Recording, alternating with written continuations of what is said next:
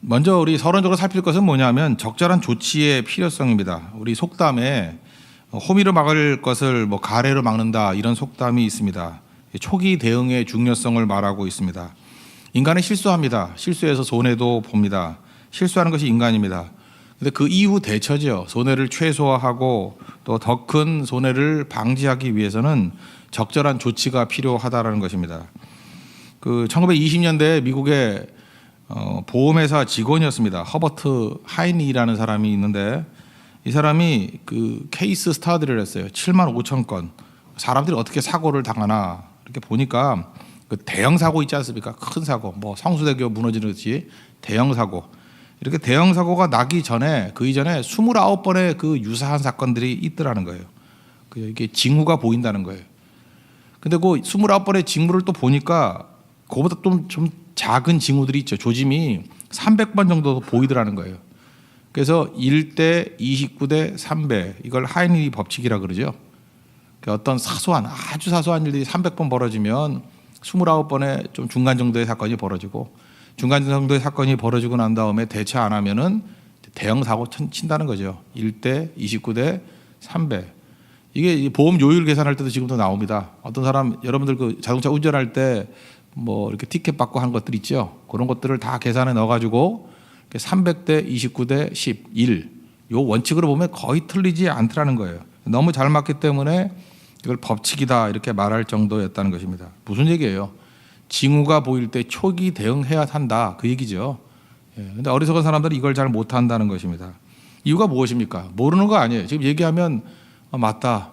그죠? 이렇게 하루아침에 어떤 큰일이 벌어지는 게 아니야 이렇게 얘기하지만 내게는 일어나지 않을 거야 이렇게 생각한다는 거예요. 이걸 무사안일주의라 그러죠. 우리 영적으로도 무사안일주의가 있을 수 있다라는 것입니다. 하나님께서 우리에게 여러 차례 경고하십니다. 삶에서 경고하시고 이렇게 징후를 보여주시는데 무시하면 대형 사고 치는 거죠. 그래서 잘 들으라는 것입니다. 예레미야의 메시지는 나쁜 메시지입니다. 제가 나쁘다고 얘기하는 게 뭐냐면 귀에 들리기 좋은 게 아니라는 거예요. 앞부분 보셨다시피 예루살렘 성이 망한다. 아직 망하기 전이거든요. 유다의 마지막 끝의 왕 요시야 왕의 둘째 아들은 죽고 여호아하스는 죽고 첫째 왕 여호야김이 11년 동안 통치했다 그랬죠. 그 밑에 아들이 여호야킨인데 그는 끌려가고 그다음에 셋째 아들인 시드기야가 11년. 그래서 예레미야서를 보면은 여호야김 왕 때가 많이 나오고 시드기야 때가 많이 나와요. 왜냐하면 두 사람이 11년 22년 동안의 멸망기의 모습이거든요. 그러니까 이거는 이제 여호야김 때 이야기예요. 그러니까 멸망당하기 한 10년 전쯤, 길게 잡으면 한 20년 전쯤. 그때의 스토리라는 것입니다. 여러 경고의 메시지를 주는 거라고요. 돌아오라는 거죠. 근데 이걸 무시하더니만 완전히 망했다는 것입니다. 근데 오늘 26장에서 나오는 오늘 16절부터 19절까지 스토리는 뭐냐 하면은 처음에 이 메시지, 그죠? 사람들이 다 싫어했어요. 망한다는 소리를 좋아할 사람이 누가 있어요. 그래서 예레미야를 죽여야 된다. 여기에 의견이 100% 일치했습니다. 그래서 사람들이 모여들었어요. 거기서 2차적으로 예레미야가 또 메시지를 증거합니다. 야, 이거 진짜야. 하나님 말씀에 의지해서 내가 말씀 증거하는 거야 하고 2차 메시지를 증거해요. 그랬더니 두 부류로 갈라지더라는 거예요. 처음에 다 죽이자 그러고 나왔는데 두 번째 부류는 오늘 읽었던 이 부류. 첫 번째 부류는 고관과 모든 백성들인데 들어보니까 이게 하나님의 음성인 것 같다. 우리가 죽이면 안 된다. 돌이켜야 된다. 회개해야 된다. 이런 부류가 하나 있었고 또 하나의 부류는 20절부터 나오는 여호야김과 제사장들은 무슨 소리냐? 저 죽여버려야 된다. 그래서 시범적으로 예레미야하고 똑같은 메시지를 증거하는 우리야라는 사람이 있거든요. 우리야를 죽이겠다 그러니까 애굽으로 도망을 쳤어요. 그랬더니 애굽에까지 수사관을 보내가지고 잡아옵니다. 잡아와서 죽여버려요. 그러니까 뭐예요? 이건 예레미야는 도움을 받아가지고 간신히 구사일성으로 사는 거고 같은 라인에 있던 우리야는 죽어요. 이게 두 부류로 갈라지게 된다고요. 어느 죽인 사람 말고 이렇게 돌아오게 된 사람, 이게 이제 가시밭의 백합화 아니에요? 이렇게 멸망 가운데도 회복의 은혜를 누린 사람들이 누구인가? 이렇게 돌아온 백성들이 있거든요. 16절부터 19절이라고요. 그럼 그들이 돌아오게 되는 거 이유가 뭔가? 두 단어예요. 은혜를 알았고 또 하나는 기억했다라는 거예요. 그죠? 이 두 가지가 우리를 살릴 것입니다. 우리도 마찬가지예요. 아무리 어려운 가운데 있다 할지라도 은혜를 알면 이깁니다. 기억하면 이긴다는 거예요. 은혜, 기억. 이 두 가지를 붙드십시오. 첫째는 은혜를 알면 어떤 상황 속에서든지 이기고 돌이킬 수 있다라는 것입니다. 요나서 예를 한번 들어본다 그러면 요나가 아수리의 수도가 니느웨죠. 니느웨 가가지고 멸망의 메시지, 이것도 나쁜 메시지예요. 망한다라는 메시지를 증거합니다. 메시지는 간단해요. 40일 지나면 이 성 무너진다예요. 요나가 니느웨 별로 좋아하지 않았어요. 이거 애정 갖고 전했겠어요? 하나님께서 안 간다 그러는 거 그냥 물고기 뱃속에 3일 동안 집어넣었다 빼가지고 보낸 거 아니에요. 요나 3장에 보면은. 그러니까 뭐 그렇게 적극적으로 전하지도 않았을 거라고요. 그냥 마지 못해가지고 그래 보이죠. 40일 지나면 이 성이 망한다. 나쁜 메시지잖아요. 3일길입니다. 굉장히 큰 니느웨 성이 크거든요. 근데 3분의 1 돌아다녔어요. 3일길 되는 동네인데 하루 돌아다녔더니 사람들이 회개하기 시작하는 거예요. 두 종류 회개입니다. 왕이 회개했어요. 왕이 제 가운데 옷을 찢으면서 회개했고, 또 하나 짐승들도 회개했어요. 이게 성경에 나오는 유일한 거예요. 짐승도 금식했어요. 우리 집 같으면 강아지도 금식했어요. 안 먹이고. 그래서 왕도 금식하고 짐승도 금식하고 온 백성이 금식하면서 제 가운데 회개했다고요. 그랬더니 망하지 않았잖아요. 그 왜 그랬을까요? 니느웨 백성들이 야 40일 지나면 이 성 망한다, 이걸 나쁘게 보지 않았어요. 40일 지나면 이게 유예 기간을 준 거죠. 그냥 곧장 망하게 할 수도 있는데 40일 지나면 망한다, 이걸 나쁜 메시지로 본 게 아니라 은혜의 메시지로 본 거라고요. 우리에게 은혜를 주시려고 그러는 거구나. 40일이라는 기회를 주시는구나. 하나님이 우리를 사랑하시는구나. 그래서 회개하게 됐다는 거예요. 참 묘해요. 동일한 메시지가 가도요, 어떤 사람은 이게 나를 욕하는 거 아니야 라고 하면 나쁘게 받아들여요. 그건 망해요. 근데 아무리 나쁜 메시지라도 왜 나쁜 메시지를 하나님께 내게 주시나. 이거 기회야. 돌아오라는 기회야.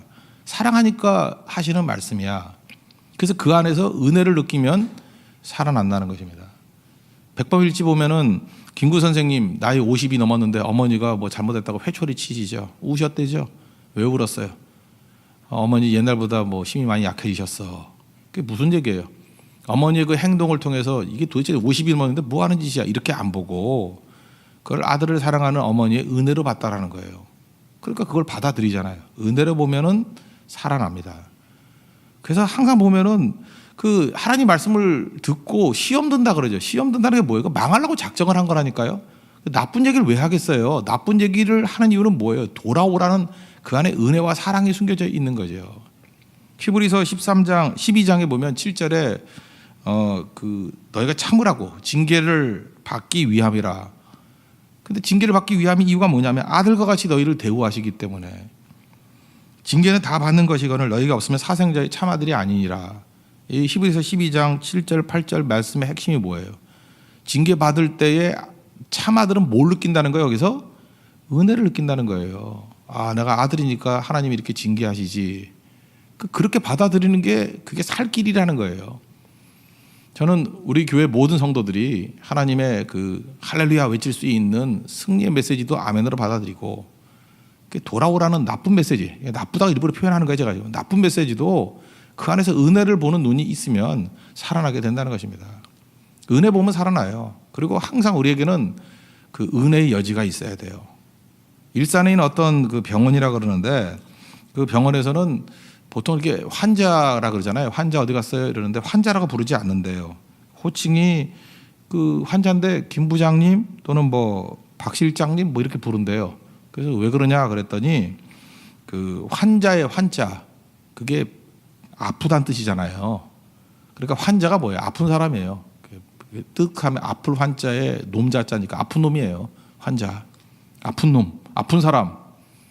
그 규정을 아픈 사람이라고 해놓으니 사람이 더 아파지죠. 그래서 아픈 사람이라고 부르면 더 심해진다는 거예요. 그래서 그 원장님의 철학이 뭐냐 하면은 은퇴 전에 직분 또는 입원하기 전에 직분을 부른대요. 연세가 많이 드셨으면은 현직이 없으시면 마지막 은퇴 전에 직책이 뭐였습니까? 그걸로 불러준다는 거예요. 또 지금 입원할 때 그 현직에 있다 그러면 현직에 있는 그 직책을 부른다는 거예요. 그러면 자기가 이제 건강했을 때, 의욕적으로 일했을 때의 모습이 상상이 되잖아요. 김 부장님, 박 실장님 이러면은. 그래서 병마와 싸워서 이길 수 있는 용기를 얻는데요. 참 그게 의미가 있죠. 그러면서 이렇게 설명을 합니다. 사람의 말 한마디가 의술이 될 수 있다. 말이 의술이에요. 말 한마디를 통해서 사람이 희망을 갖고 일어서게 되잖아요. 그 안에 뭐가 숨겨져 있어요? 하나님께서 지금도 내게 기회를 주신다. 내게 은혜의 손길이 있다. 그걸 느끼게 만드는 거 아니에요. 되게 중요한 거죠. 어느 상황이든지 은혜를 가지고 보면 기회로 보인다고요. 이게 병상에 누워서도 원망 안 하고요. 하나님께서 내가 하나님께 돌아가도록 나를 갖다 이렇게 무장시키는 기회야. 이 병상에서는 뭐 마귀도 천사가 된다면서요. 내가 하나님 앞에 더 깨우치지 못하는 것을 깨우치게 만드는 기회야. 이게 은혜로 보는 거예요. 은혜로. 하나님 앞에서 여러분들 그런 은혜로 보는 시각이 있는 우리 하나님의 거룩한 백성 되기를 바랍니다. 그럼 일어선다는 거예요. 우리 명절에도 뭐 이것저것 많은 일들을 접하게 될 거 아닙니까? 짜증내지 말고요. 예수 믿는 사람 짜증내는 게 아니에요. 그 안에서 항상 은혜를 읽어내는 독법이 있어야 돼요. 독해, 능력이 있어야 돼요. 여기 무슨 은혜가 있나? 그죠? 그것을 해석해내는 게 영적 리더입니다. 여러분 항상 은혜를 찾아낼 수 있는 우리 믿음의 신실한 종 되기를 바랍니다. 두 번째로 이길 수 있는 것은 기억하면 이긴다라는 거예요. 여기 보니까 다른 성경에는 없는 거예요. 여기만 딱 나오는 얘기인데 17절, 18절, 19절 보니까 여기 몇 명의 장로님들이 나와요. 이런 좋은 장로님들이 계시면 참 좋겠죠. 이 장로님들이 뭐라고 설명하느냐 하면은 회중들에게 말하기를 아마도 히스기야 왕 때 미가라는 사람이 있었는가 봐요. 미가라는 사람도 동일한 메시지를 했는가 보죠. 이렇게 아수르가 쳐들어오니까 너희들이 회개 안 하면 그죠? 시온이 밭가는 경작지가 될 것이고 예루살렘이 다 망해가지고 그냥 밭이 돼버릴 것이고 예루살렘은 돌무더기가 될 거다. 한마디로 말하면 망한다는 거죠. 그러니까 똑같이 예레미야 같이 나쁜 메시지를 증거하는 미가라는 선지자가 있었다는 거예요. 그때에 히스기야가 죽였냐는 거예요.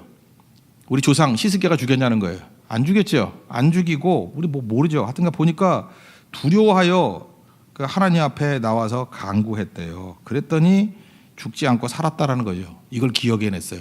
이게 앞부분 뭐 열왕기 상하에서는 이 기록이 없어요. 아마 이게 그들의 구조로 내려온 어떤 스토리인가 봐요. 그래서 예레미야 때 미가의 스토리 너희 알지 않느냐? 그 나쁜 메시지 듣고 돌이키니까 히스기야 때 구원받았던 거 알지? 이번도 마찬가지야. 예레미야 이 나쁜 메시지를 듣고 우리도 돌이키면 히스기야 때 구원받았던 것 같이 우리도 구원받을 수 있어라고 장로들이 외쳤다라는 거예요. 기억이죠. 기억이 그를 살렸다는 것입니다. 교회에서 어떤 선교 끝나고 난 다음에 이렇게 간증하는 이유가 무엇입니까? 기억하자는 거예요. 그래서 신명기에서 제일 많이 나오는 단어가 뭐냐면 기억하라, 기억하라, 기억하라. 그러니까 기억 잘하게 만드는 게 기독교 명문 가문이에요. 우리 이렇게 살아왔다라는 거예요. 여기까지 왔다라는 거예요. 그래서 기억을 통해서 일어설 수 있는 하나님의 종 되기를 바랍니다. 이스라엘 백성들이 왜 망한 거예요? 기억 못해서 망한 거죠. 12명의 정탐꾼 보냈습니다. 아시죠? 10명의 정탐꾼은 부정적으로 얘기를 했어요. 그래 하나님께서 약속하신 것과 마찬가지로 가나안은 젖과 꿀이 흐르는 땅이 맞아. 그러나 하지만 민수기 13장 마지막에 뭐라 그래요? 거기 안악자손이 있고 너무 장대해서 우리는 메뚜기 같아. 그러니까 무슨 얘기예요? 좋긴 좋은데 철옹성이 있고 안악자손이 있어. 그러니까 우리식으로 표현하면 뭐예요? 그림의 떡이야. 좋으면 뭐래? 그림의 떡이지. 우리 절대 저거 얻지 못해. 그럴 때 민수기 14장 11절에서 하나님께서 뭐라고 말씀하셔요? 어느 때까지 네가 나를 멸시하느냐? 어느 때까지 생각하지 않느냐? 이런 말씀이 나와요. 생각하지 않는다는 게 뭐예요? 기억 못하다는 기억. 뭘 기억해야 돼요? 애굽에서 10가지 재앙을 통해서 출애굽시켰던 것들을 기억 못하니, 홍해를 갈라가지고 건너게 만든 것을 기억 못하니, 반석에서 물이 나온 거 기억 못하니, 만나와 메추라기를 먹이신 거 기억 못하니 싹 다 잊어버려요. 그리고 다시 백지부터 생각하는 거예요. 하나님은 기억하지 못하고 철옹성이래요. 안악자손이래요. 우리 메뚜기래요. 이런 바보 천치가 어디 있어요? 이 깡통이 어디 있어요 이게. 하나도 기억하지 못해요. 우리가 그러잖아요. 은혜 가운데 여기까지 왔잖아요. 여러분 뭐 잘나서 여기까지 왔어요? 은혜로 왔잖아요. 근데 왜 기억을 못해요? 그래서 모든 난관과 어려움을 이길 수 있는 것은 기억에 있다라는 것입니다. 다윗이 골리앗 물리칠 때 그게 배짱으로 된 겁니까? 만용으로 된 겁니까? 딱 하나 기억했어요. 사무엘상 17장 37절 보니까 과거를 기억했죠. 사자의 발톱에서, 곰의 발톱에서 건져내신 것을 기억한다고. 그러므로 그죠?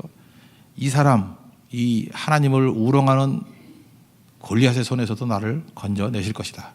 그거를 도출해냈어요. 이게 기억하는 신앙이에요. 그래서 함부로 낙심하고 좌절하지 마십시오. 기억하면 이겨냅니다. 그래서 이런 어려운 상황 속에서도 이길 수 있는 길이 어디에 있었어요? 하나님의 은혜를 아니까 이기게 됐고 기억하니까 이기게 됐다는 것입니다. 여러분들 은혜를 붙들고 기억을 붙들어서 승리하는 우리 하나님의 거룩한 백성 되기를 축원합니다. 예, 모두 자리에서 일어나겠습니다. 은혜 아니면 살아갈 수가 없네. 찬양하고 하나님 항상 은혜를 알고 이기게 해주시고 기억하고 이기게 해달라고 오늘 예레미야 시대 때 첫 번째 메시지 붙들고 승리하기를 바랍니다.